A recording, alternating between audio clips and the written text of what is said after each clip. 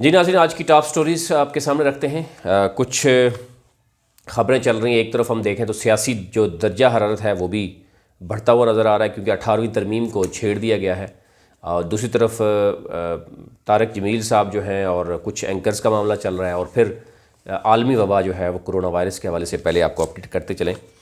आज जो है वो आज की जो टॉप स्टोरीज़ हैं, 27 अप्रैल तीसरा रमज़ान मुबारक है। और जो सूरत हाल इस वक्त है हम देख रहे हैं। सबसे पहले बड़ी खुशखबरी ये है कि चीन के शहर वुहान जो है से जो कोरोना वायरस यानी जिसका शुरुआत वहाँ से हुई थी, उसमें मुकम्मल तौर पर जो है वो ख़त्म हो गया है।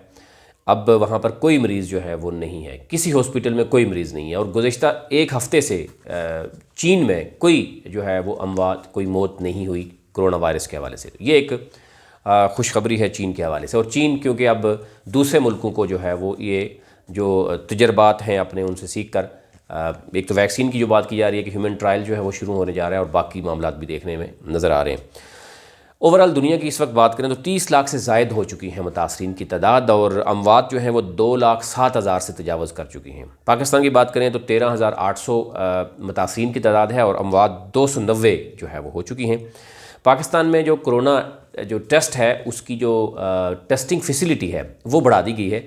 अब रजूमिया यानी रोज़ाना की बुनियाद पर 30,000 जो है वो टेस्ट हो सकेंगे। इससे पहले ये नहीं था, बहुत कम थी फैसिलिटी, और जिसकी वजह से हम देख रहे हैं कि आए रोज़ रेशो बढ़ती हुई नज़र आती है। आज भी तादाद देखेंगे अमवात की भी ज़्यादा है, और मज़ीद जो मुस्बत रिज़ल्ट आ रहे हैं वो भी ज़्यादा है। और आने वाले दिनों में कहा जा रहा है कि ये नेक्स्ट जो मंथ है मई का, ये बहुत ही इंपॉर्टेंस रखता है। और जून के मिड में, ये जून के फर्स्ट वीक तक पाकिस्तान में बेहतर हो सकते हैं हालात, अगर लॉकडाउन पर अमल दरामद किया जा सका। लेकिन हम देख रहे हैं कि SOPs पर काम नहीं हो रहा। मसाजिद में भी, इवन बाज़ारों में भी हालात जो है वो हम देख रहे हैं कि वो SOPs पे काम नहीं हो रहा, जिसकी वजह से आए रोज़ नए केसेस सामने आ रहे हैं। पुलिस जो कि ड्यूटी दे रही है, हम देख रहे हैं कि उन एरियाज़ में, उनके लाहौर में सिर्फ हम देख रहे हैं कि गुज़िश्ता रोज़ बताया गया कि 30 के करीब पुलिस एहलकार जो है वो उनमें मुस्बत आया है।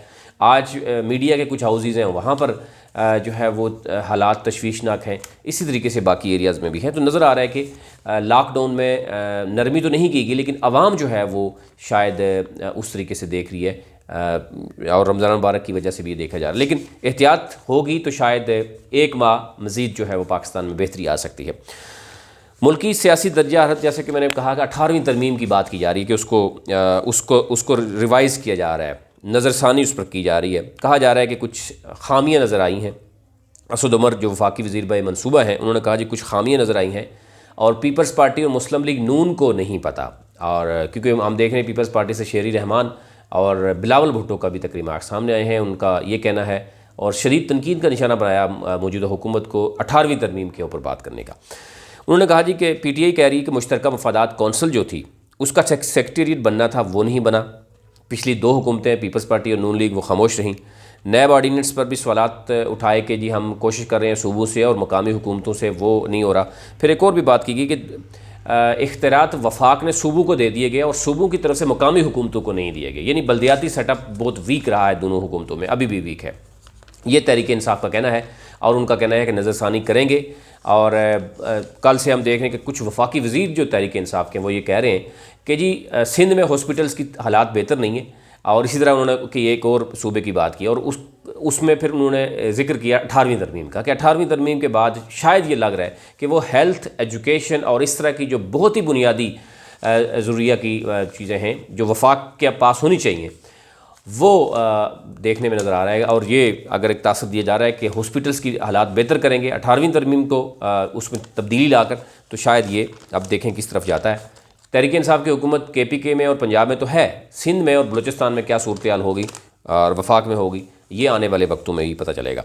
वफाकी हुकूमत का एक और इकदाम जो इसमें हम देख रहे हैं कि वज़ीर-ए-आज़म रिलीफ पैकेज के तहत छोटे दुकानदारों, छोटी सनतें हैं, मार्केट्स हैं, टेलर्स हैं, और इस तरह की जो टेक्निकल जो है यानी हुनरमंद जो लोग हैं, वो उनके लिए कहा गया कि 3 माह का बिजली का बिल जो है हुकूमत अदा करेगी जब लॉकडाउन ख़त्म होगा।